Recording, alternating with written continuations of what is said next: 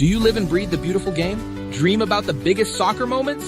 Or maybe you just want to hear some unfiltered takes from real fans like you. Welcome to Futbol Unfiltered, where the passion for soccer knows no boundaries. Meet your panel, Carl Phillip, JD, Yanel, and Coach. From the world's biggest matches to those unforgettable moments that made us fall in love with and the rising stars shaping soccer's future, you'll find it all here.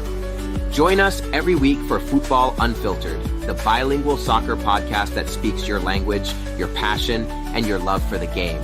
Futbol Unfiltered, where soccer's heart beats louder.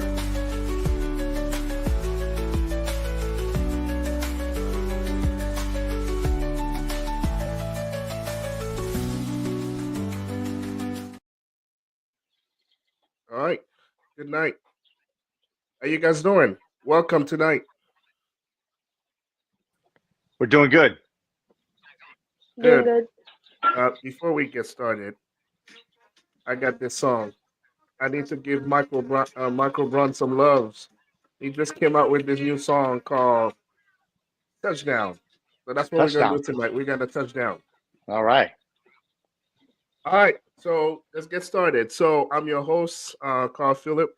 So I have Coach Carlos with me tonight, and I have a special guest, Alex. I told him that I'm not going to say his name in English. I'm not going to say Alec Judy. His name is Alec Jersey. So he's 12 years old. He's wearing the best shirt in the world, the Argentina shirt. That's So right. welcome, Alex. Welcome to our show tonight. I like it. I like him you. already. I like him already. So good. So we got some big news before we get started. We got some big news tonight. So obviously, one of our own got some big thing going on. Oh boy. Coach Carlos Cruz is now the director of coaching of Rangers. Congrats, Coach. Thank you. Appreciate that. So tell me a little bit about your new job. Yeah. So yeah, it's very exciting. I've already started to get to work a little bit with the club this weekend, and like I said, I'm very excited about this new role. It's a club that I think has a long history, has a lot of potential for growth, and I think one of the things that for me is the most appealing is that they are a club also that wants to embrace futsal, and for me, and as you know, I think that futsal is something that is going to change the landscape of youth development in this country. We've already seen it happen throughout South America, in Argentina, Brazil, Uruguay. You've seen it over in Europe, in Spain, Portugal, and it's just an amazing game. And I think that it's going to propel this club in a new direction, and I'm very excited about it. I'm excited for you. Alex plays soccer. So Oh, yeah, so it's one thing that we try to do. We invite everybody to come to our show, right? Whether you're 12 years old or you're 45 years old or 50 years old, everybody's welcome to our show. So Alex, do you have any question for Coach, especially it kind of get in your realm since you're a young soccer player? No, not really. Not much. I don't really have any questions. Alex, So have good. you ever played futsal? Yes, I have played futsal. Did you enjoy it? Yeah. Okay.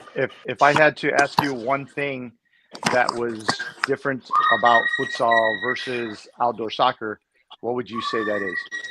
Well, it's the court. It's not as big as a full pitch, a Right. full soccer pitch. Yep. But I mean, it is easier to move around since Uh-huh. you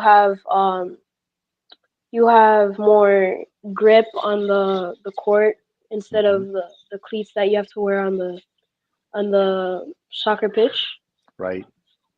And I think it is pretty nice, especially with the goals, the goals for the um futsal pitch. Hmm. It varies in size Yeah, and it could be easier or harder to score in. And yeah, and the games are a little bit different, like the rules, yeah. and pretty much that's it. Yep. Would you say Everything else is pretty much the same. was it faster or was it slower than outside? It's faster Yeah, because yeah. it's much quicker. Yes, I love it. I love it. So, Al, welcome, buddy. Thank you, Good to sir. see you. Uh, Coach, just a little. Al is Alex, that's father. So, Oh, okay. and we all family here, so we're having a great time. So, Yep. Al, I know in the past, your oldest, he played travel soccer. So, what kind of experience that you has as a parent that you would like to share with Coach, especially now he's in his new endeavor as a director of coaching. Yeah, thank you, Coach. Pleasure to meet you. I know that's the first time we've met. Hmm. Carl speaks highly about you. Appreciate it. Yeah, for me personally, I think commitment. I think it's been that's the number one thing. I think your child and both child and parents have to be committed. It's demanding.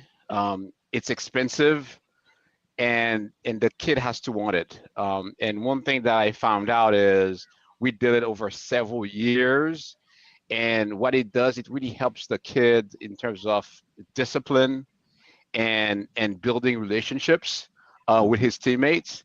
So I saw my son growing into a very disciplined athlete. So he was able to cross over into American football, track, basketball easily because soccer gave him that discipline. Yeah. So it was worth it for me. It was very beneficial. And that's great to hear. And I think that um, there are a lot of positives for sure here in the United States with the travel soccer model. I still feel that we have some opportunity to at some point be able to create opportunities, more opportunities for kids to play without it being too expensive. But that's something that I think that most clubs, if not all the clubs, are working on. But I do feel that the model is so far been pretty good. It's provided a lot of opportunity for kids to grow, to develop, and to be able to learn some of those life skills that carry over into other sports, into other things inside their lives. And so I'm glad to hear that the experience was a positive one. So, Coach, I have one more question for you. So, if anybody watching us right now, it's in the Fort Wayne area, if they want to get a hold of you, so if they want to enroll the kids, how they will get a hold of you?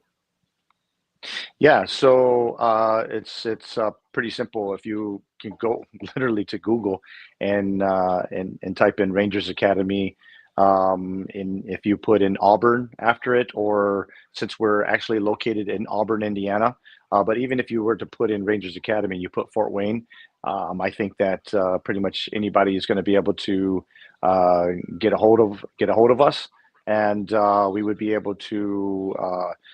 Invite you to a training session, walk you through, the different areas of opportunity, what we have to exist in terms of opportunity and training, league games, tournaments. So I would suggest that would be the best way to at least get some information about our club, and then on that you would also see some contact information, and then you'd be able to get a hold of us that way. Send us an email, and then I would be able to answer you. Good. All right. Please, if you're watching us tonight, please go follow Coach Carlos. He's one of the best in this area, so I know your kid's gonna be lucky to have him. So please follow Coach Carlos. So let's move on. We got some big news this week. Actually, JD is here tonight. How you doing, JD? Hey, coach, how are you? I Doing see well. Alain. I see Coach So big Carlos. things. Yeah.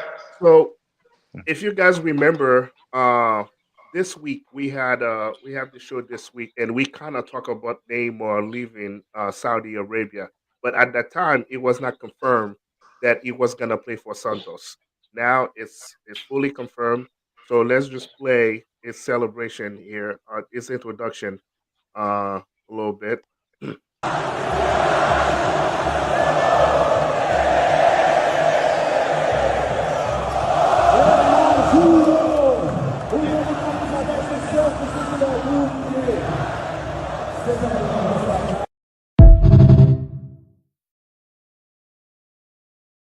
So Neymar is back home. So he kind of make this statement. He say, "I need to play again. Only a club like Santos Football Club can provide the love I need to prepare for the coming challenges of the next year." So let's start with you, JD. What you think about that move, man? Oh, Neymar coming back home. I think it's a great move for him. Especially Santos is youth club now. They back on the first division in Brazil. After they went to second division last year for the first time in almost 100 years. So having Neymar back, I think that would boost the team, and I think it's a good preparation for him for the World Cup coming. So I think that's his project. That's his ultimate project. So I think it's a good move for Neymar. So Alex, can I ask you a question? So you play soccer, and Yeah. obviously you play with you play with guys that they be like, oh yeah, this guy's a superstar. So think about you just got back, to the first division. So how would you welcome somebody like Neymar back in the team? Do you see him as the mentor? Do you see him as somebody you can lean on, or you gonna be like, he's just a bad apple? What you think? Well, I think that to have a a legend onto your team, especially him playing earlier, I think he'd be more.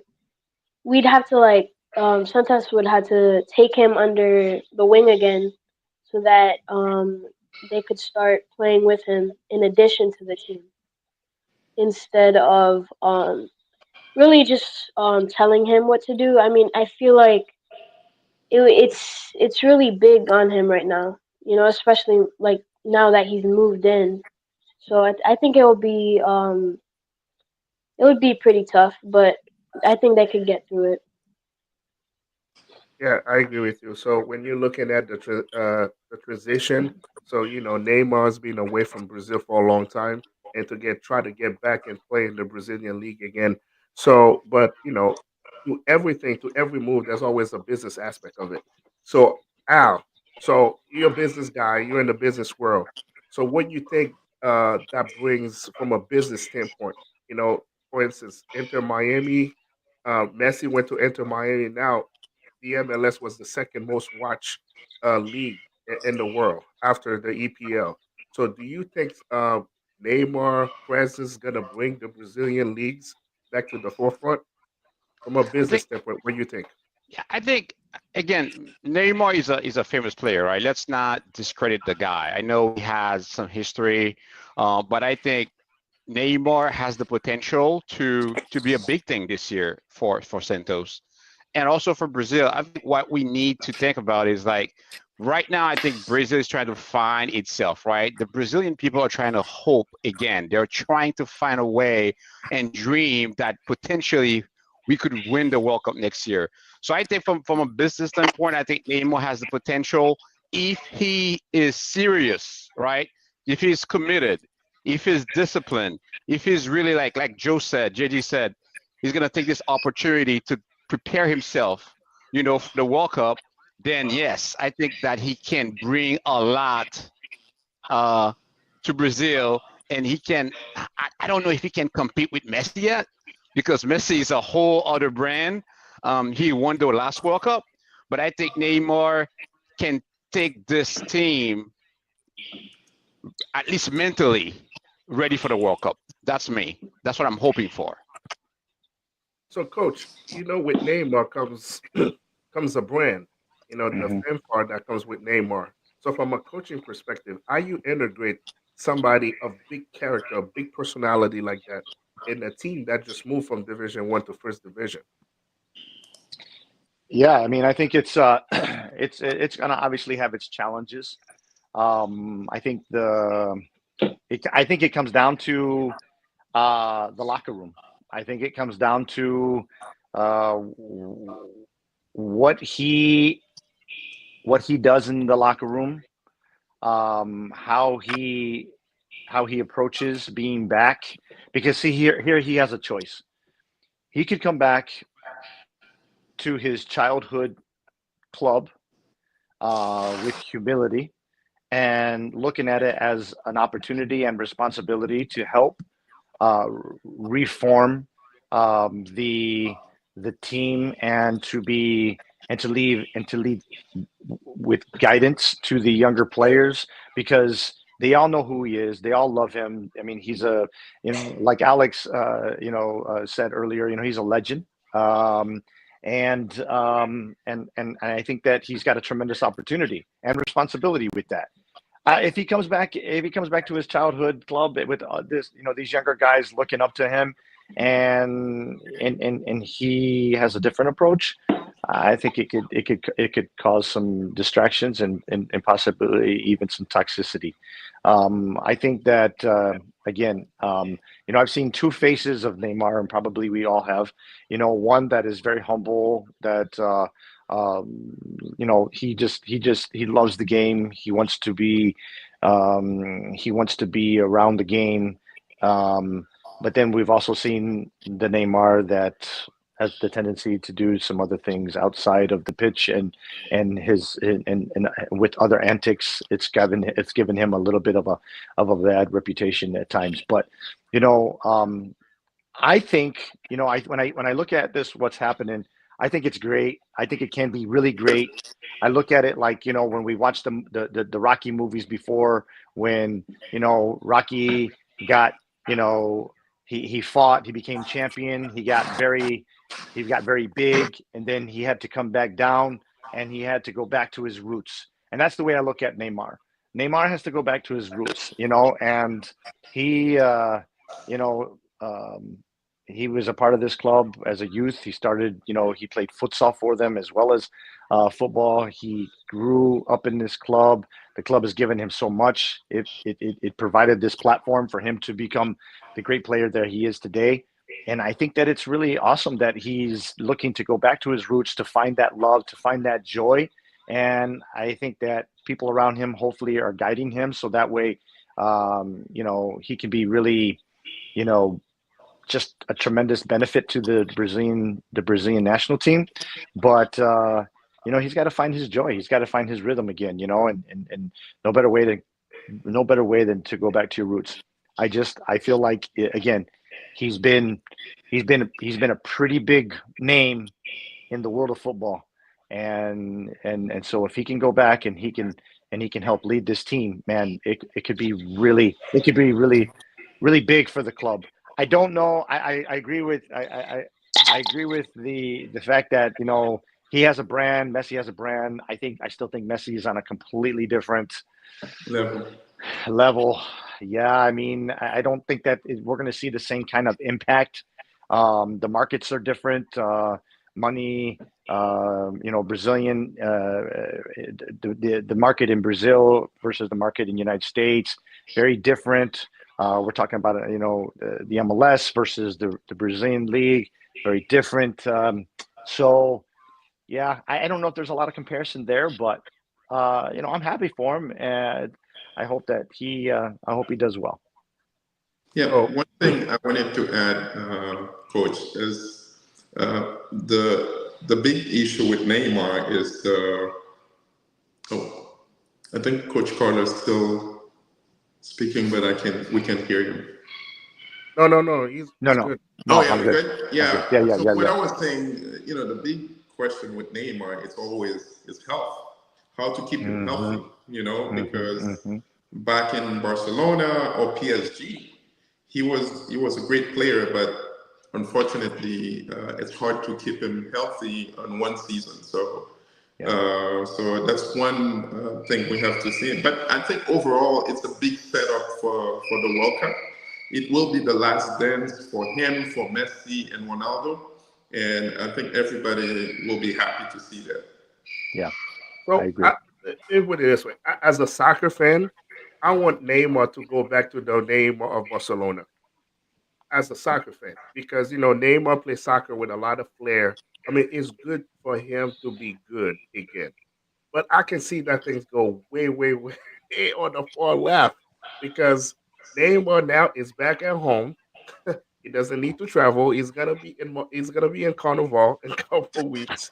So what I'm saying Yeah. is when Yeah. you have that and when you have that, and especially you guys brought his health issues, right? So let's be honest. Neymar hasn't played a full season since he played at Barcelona. He's always getting hurt. So what I'm saying Mhm. is when you're looking at the health factor and the fact that he's more about the brand, so and then you playing at home, you comfortable, and and the pressure that comes with it. And I'm not saying he doesn't know how to deal with pressure, but I can see that going really, really, really, really left. So there's a possibility that it can go wrong.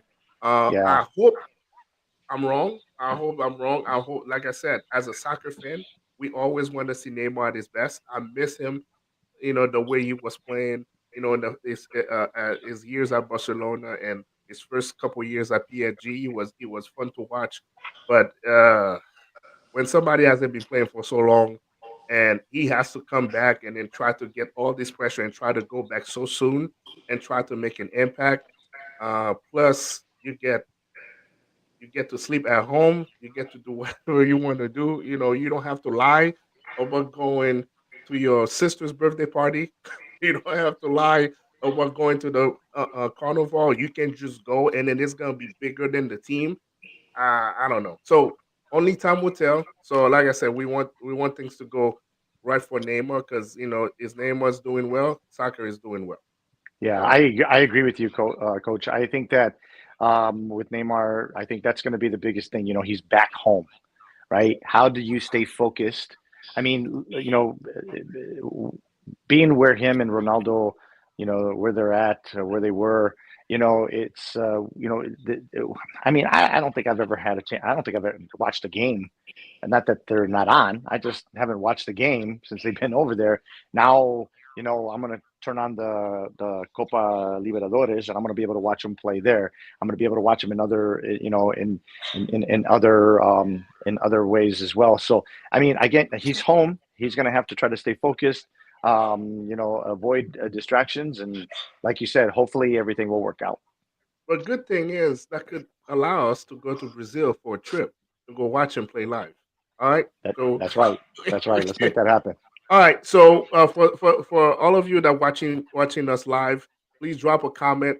Kind of think about what you think Neymar's gonna be. Is it gonna be a good thing for him to go back to Brazil to Santos, or is it gonna be a total failure? Please drop your comment, and we appreciate everything. All right. So now this past week, we have the new knockout phase. So basically, we have a playoff in the playoff in the Champions League. So I'm gonna go looking at what is look like right now. Uh, so pretty much, so we're gonna have a knockout phase of the playoff draw. So we have PSG, we have Real Madrid playing Man City, we have Bayern playing. So I'm gonna start with you, Alex. Do you like the new setup? Well, the new setup is, I mean, it's not too confusing, which we always like, but it's a little weird to have a knockoff before a knockoff though.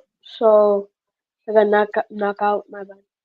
And it is pretty exciting to watch because for this draw especially there are some high quality teams who are playing up against each other. But I mean, it's decent. It's not too bad for the draw. Come on, Alex, speak your mind, man. Tell us Yeah, how you feel. Tell us how you really feel. it's not that bad, Okay, but all right. it's not that bad.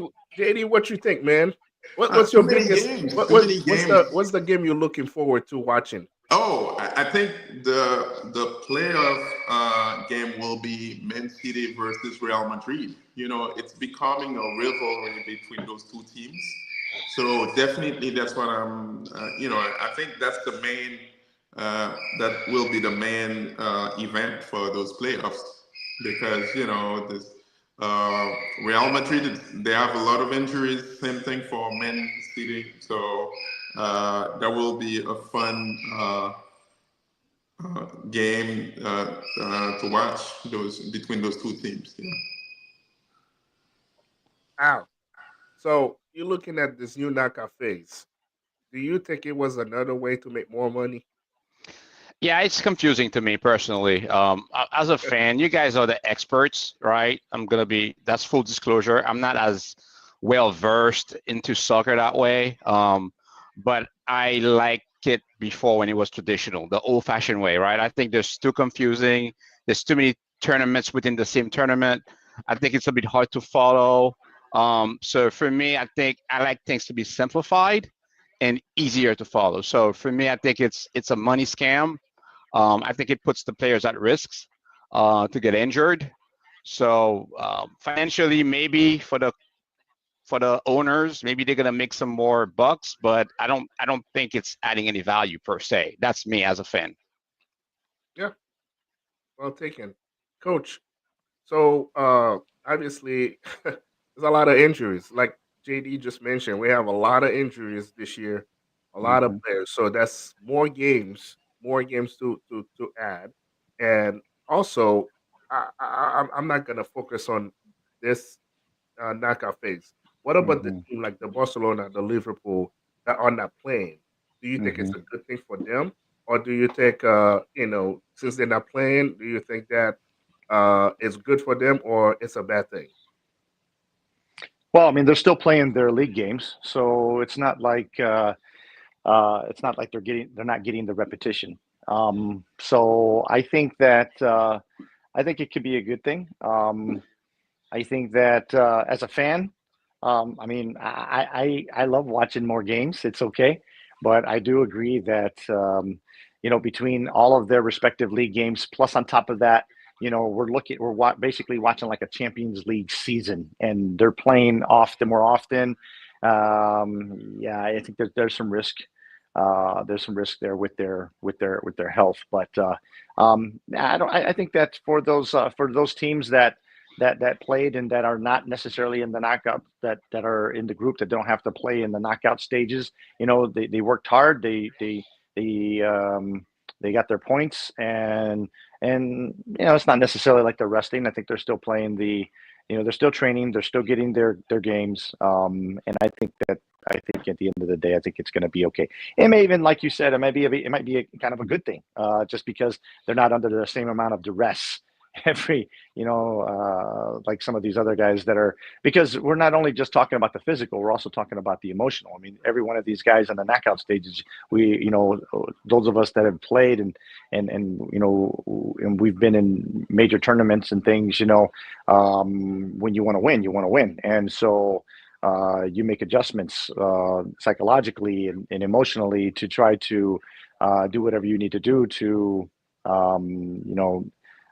reduce the number of mistakes that you make, stay focused, capitalize on opportunities. And so, I mean, I don't think that it's going to be that major of a factor compared to some of the guys that are actually in the knockout stages. So I think it'll be fine. So JD, what's the format of it? Is it single elimination or it's gonna be home and away for the knockout phase? No, you have the way it's set up. You have the 18 on the top, and they will wait for what they call the playoffs. The playoffs are the teams that in between the ninth position to the 24th. So they're gonna play together playoff rounds, almost like the NBA when you have the play-in, if you want, and then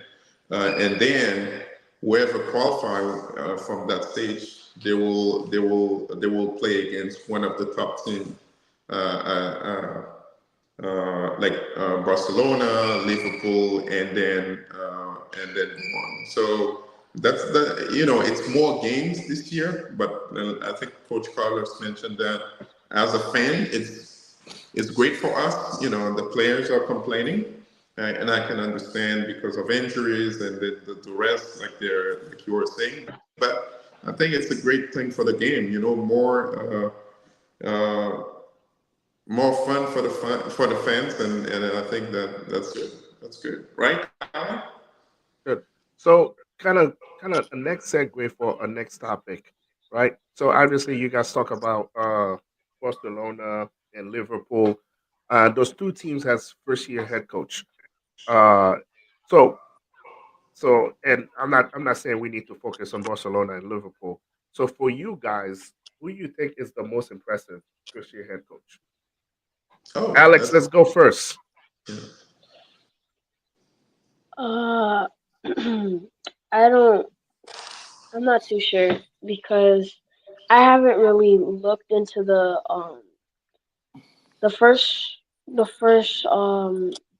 first year head coaches for this season, but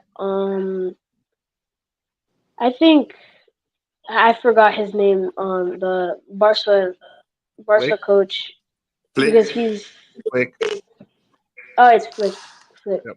He has been doing pretty good because he's managed to do so much with a new team, especially with really young players, and he's managed to just keep everything together, keep it compact. Everything's controlled. Especially with the injuries as well.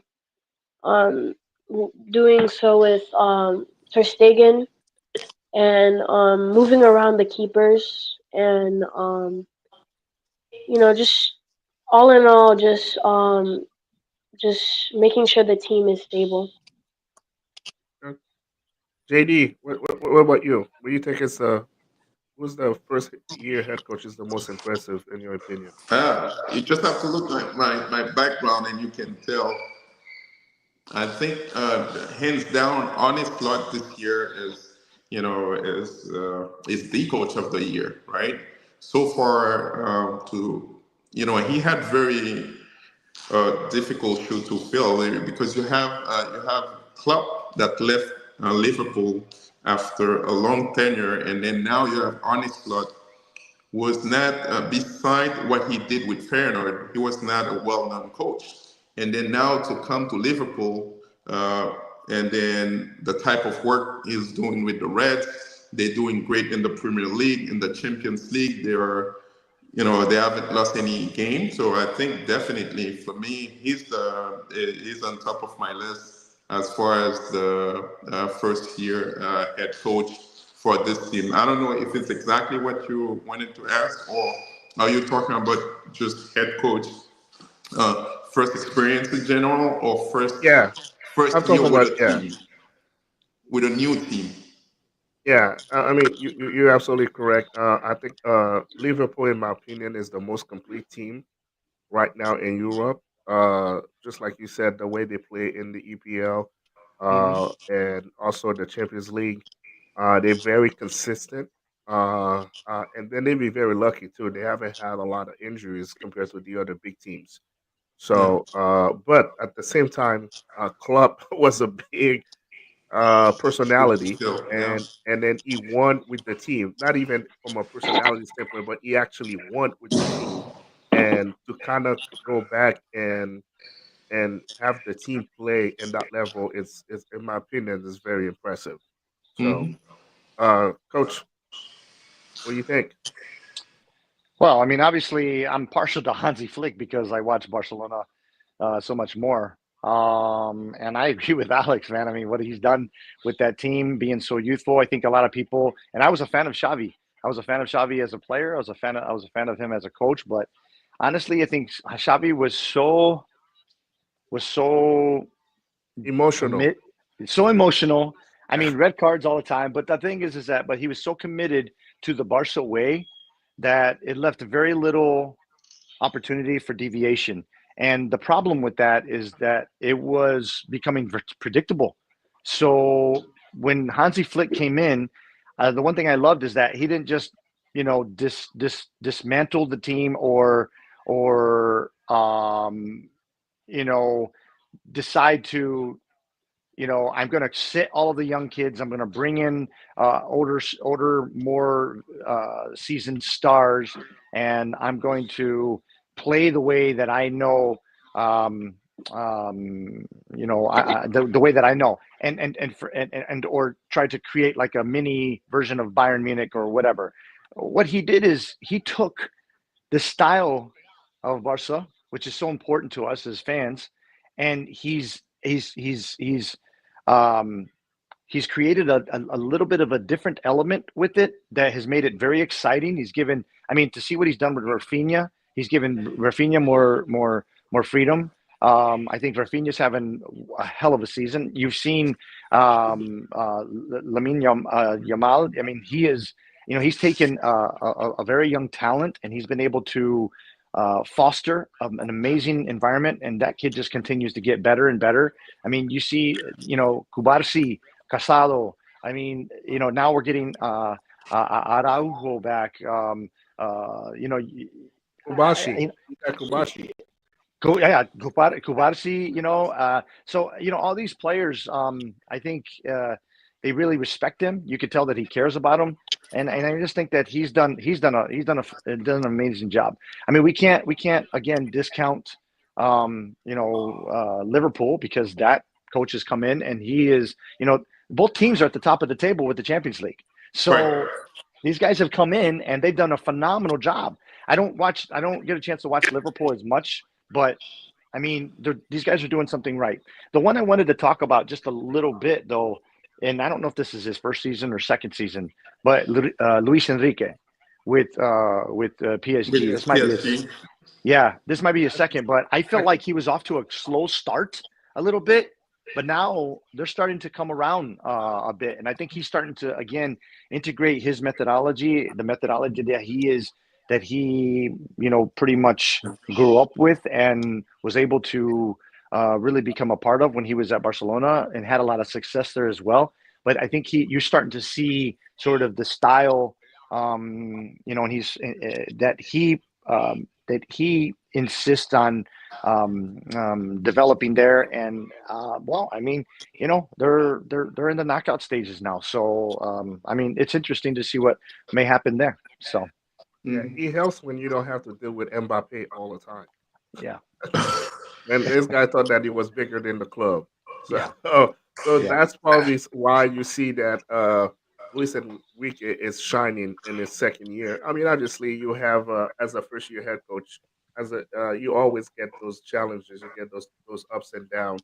But Yes. I don't know about you guys. Mbappe thought that he was bigger than PSG. He thought he was PSG. The way he was acting, the way he was carrying himself, he thought that he was PSG.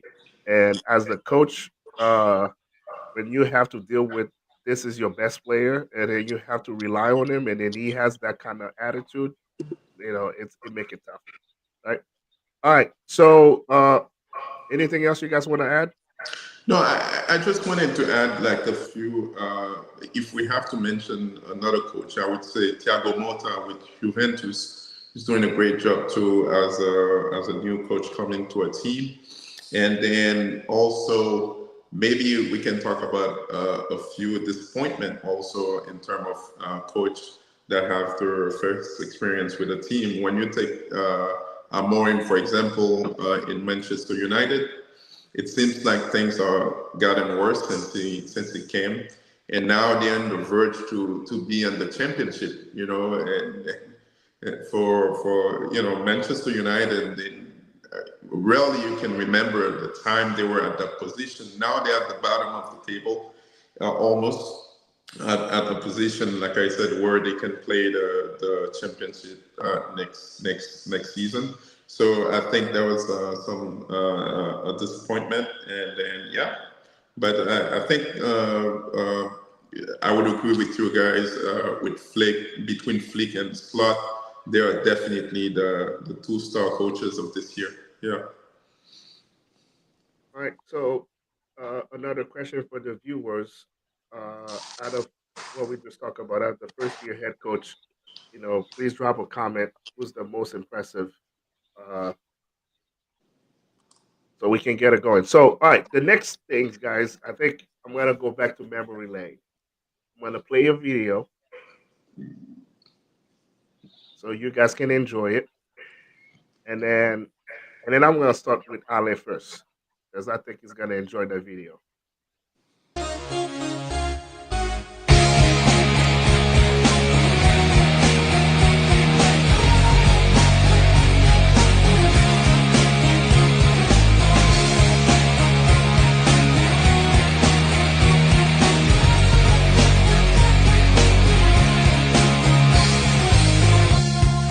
Face it with a smile.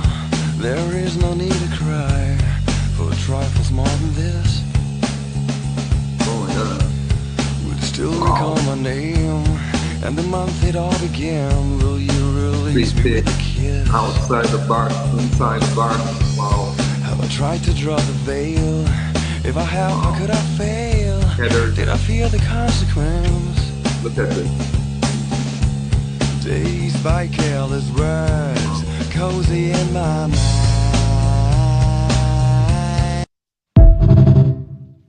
Batigol. Batigol. Batigol. So Batistuta turned 56 this weekend. He looks All right. great. He looks great.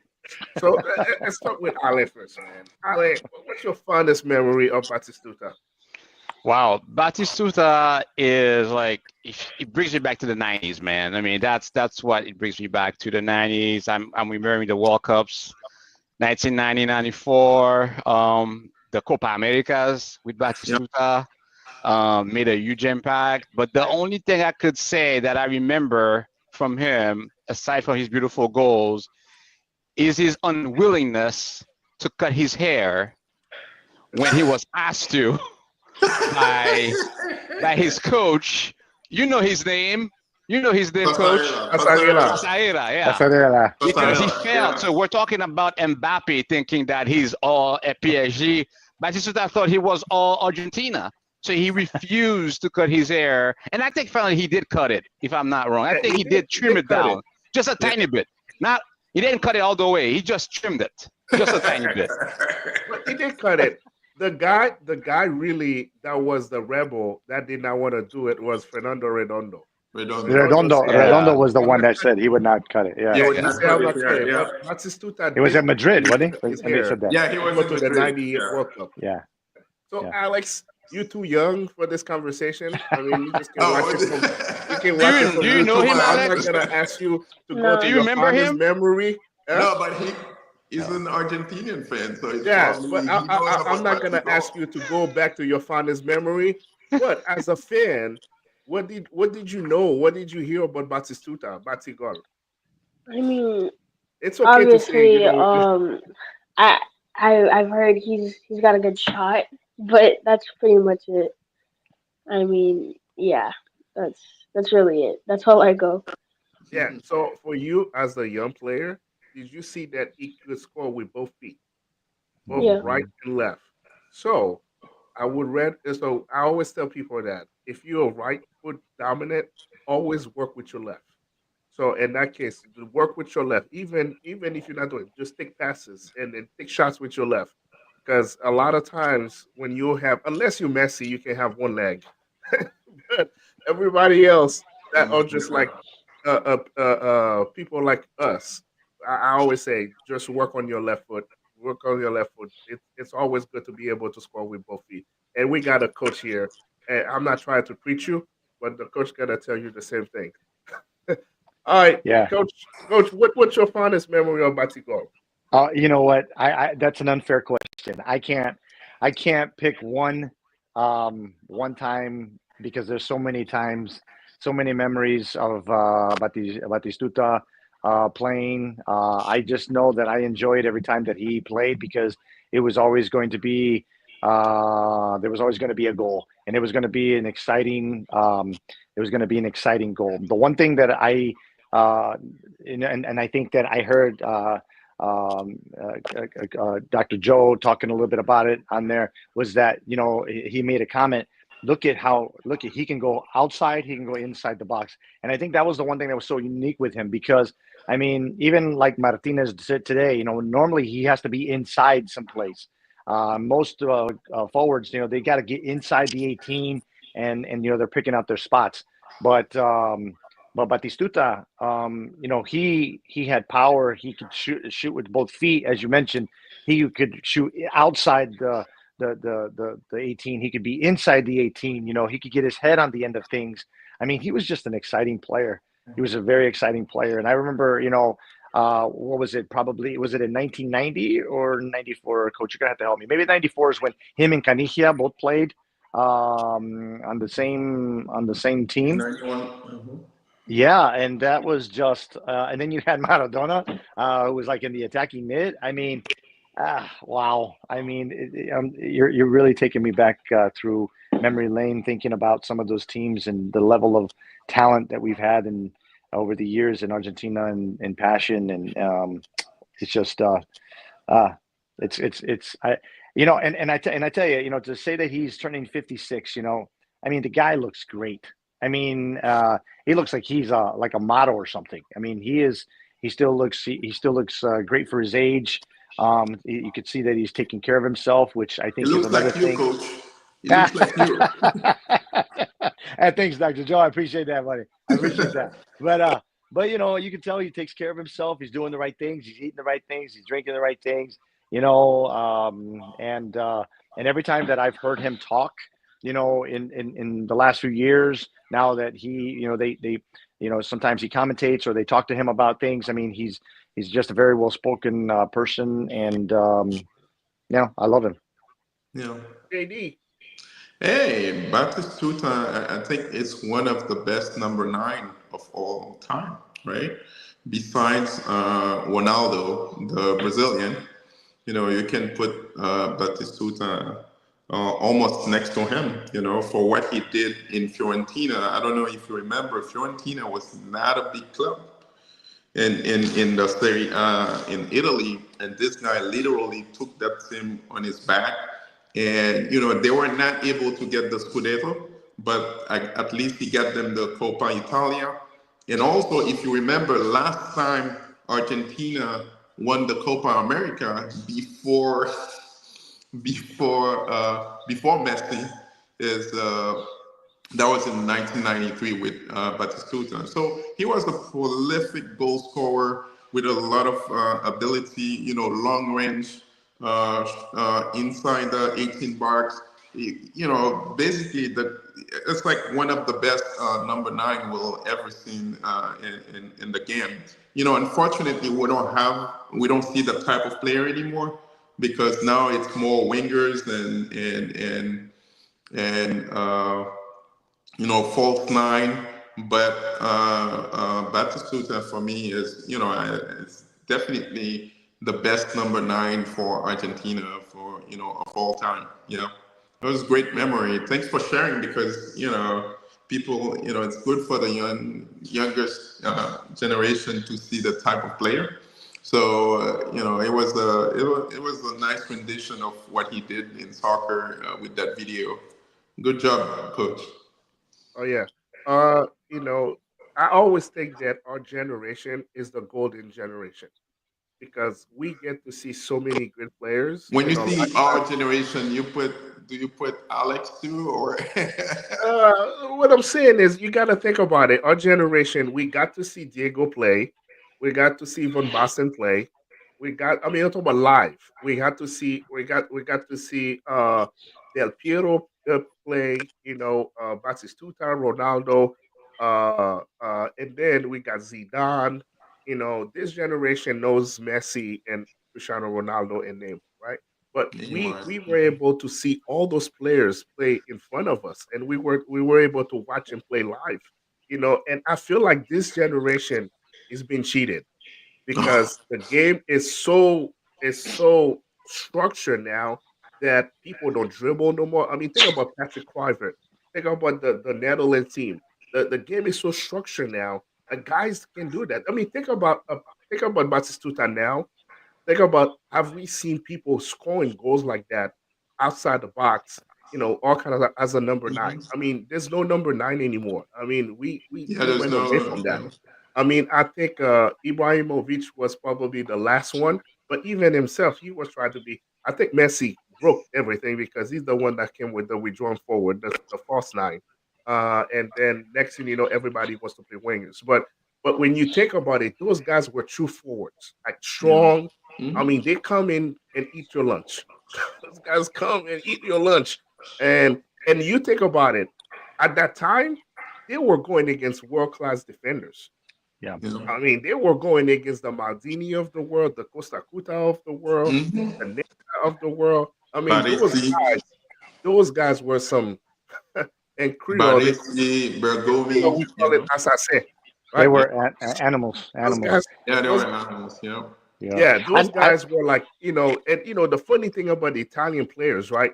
They look so pretty, but they the dirtiest players ever. And then they just look at the ref, they just look at them like they've never done anything. I mean, yeah. you got the prettiest backfield. You got Malzini, you got Nesta, you got Costa Cuta, you got Baresi, what I, Baresi, they were and again? Armani models. Baresi, Bergomi, Baresi. Bergomi, Giuseppe Baresi was Bergomi. more Oh my rugged. God. Baresi was more rugged. But when you're looking at Nesta, Costa Cuta, the guy that played for AC Milan, I can think of his name. Uh, Kerman. yeah, Italian? yeah, Kerman. yeah. He wasn't able to play. He couldn't play any finals because he always get the red card before in semifinal. Oh, He, he coaches now, ah, right? I can't think of his Ronald name. Koeman. Not Ronald Koeman?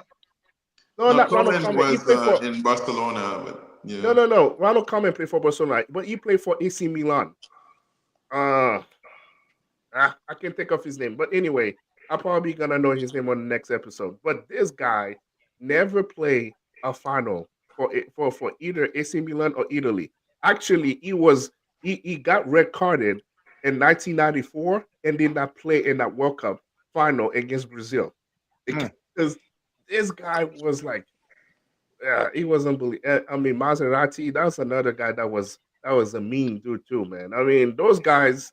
I mean, you see those goals those guys were scoring at that time, and then they were playing against the best defenders. I mean, it's Mhm. amazing. So Yeah. so That's something. that's Something. one thing I like to do. I like to go back to memory lane, and it Mhm. was a good week for him because that's his birthday. So I was like, hey, why not? Let's talk about Batistuta to see who remember Batistuta. So. Something I Uh, wanted to add just real quick, Coach, from a youth development standpoint.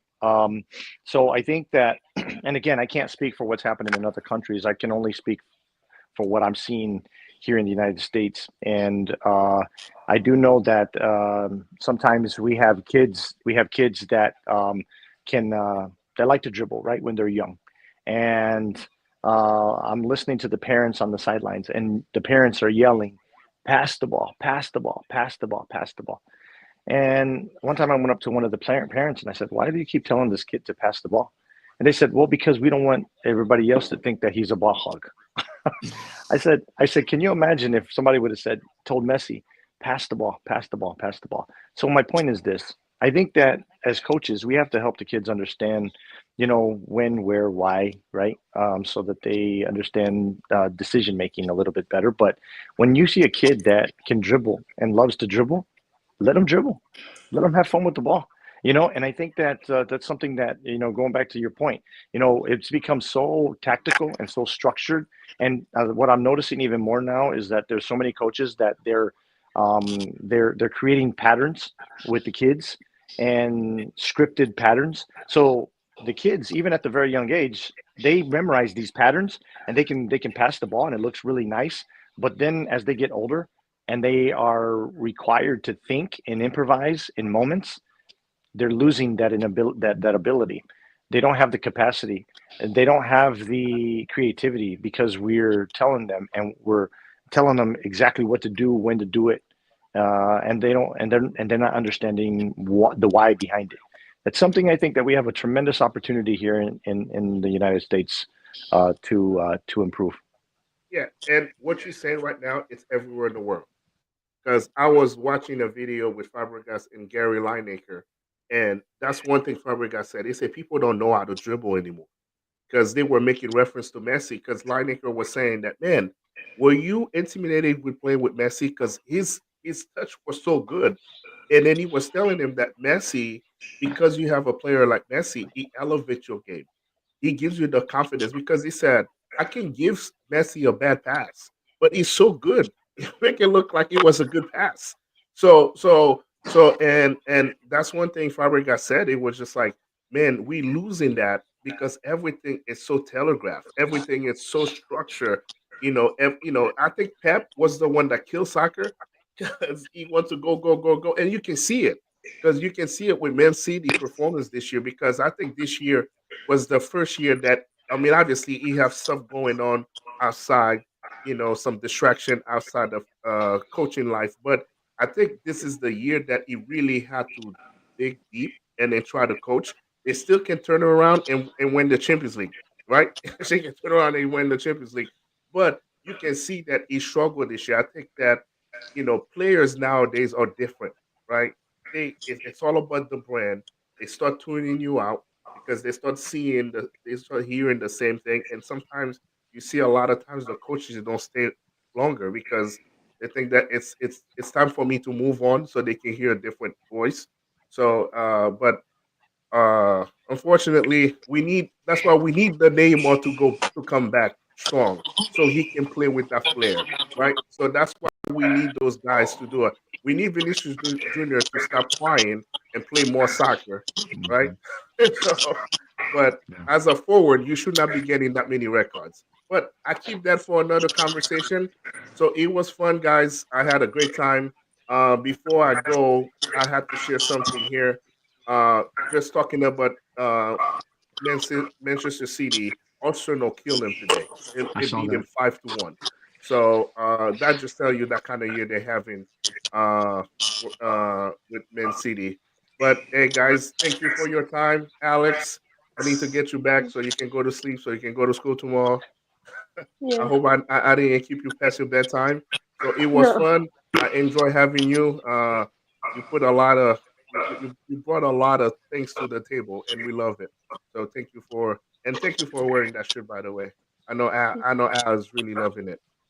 All right, JD, thank you for your time, Coach Carlos. Hey, keep doing what you're doing. We're rooting for you. Thank you. We know we're gonna do great things at uh, Rangers, and Rangers got himself a great coach. So, Thank you. Thank you. uh, all right, guys. So you guys have a good week. We set it up again. Uh, I'll see you later. Sounds good. See you All guys. right. From the genesis of a simple idea, empowerment, Fit Dad Community was born. At its core, we unite fathers on a shared journey to exceed their personal best, embracing both physical vigor and mental resilience.